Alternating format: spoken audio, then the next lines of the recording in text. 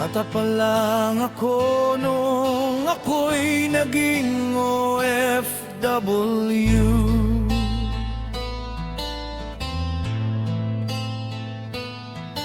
Lumayo sa aking pamilya para kumita at tumatsenso. Ngunit mali ang naging takbo ng buhay ko,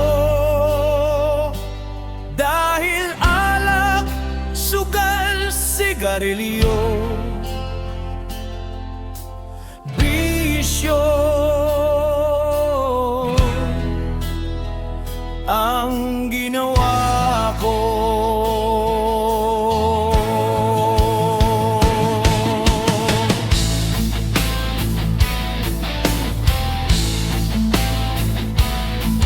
Pag ako'y nakaupo na kaharap mga tropa, kahit lasing na sige pa rin hanggat wala ka nang makilala.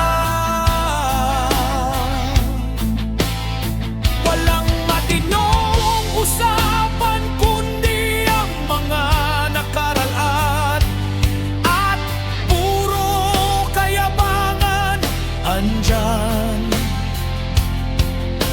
Narin yung pagalingan.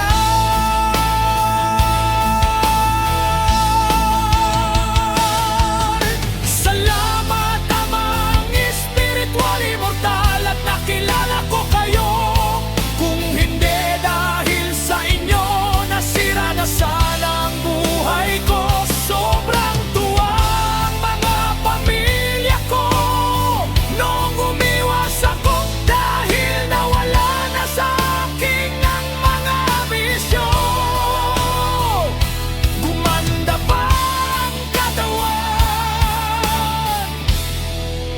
pati ang buhay ko.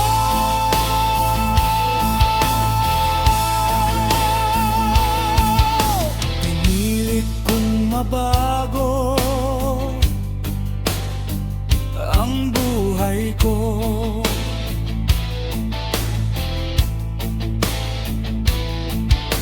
Umiwas ako sa mga ibang barkada ko,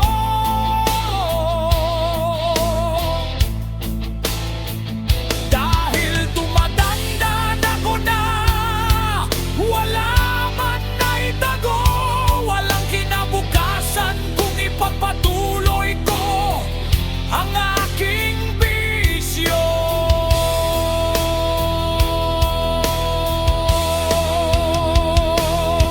Hindi ako nahihiya sa mga tao na ako ay isang OFW.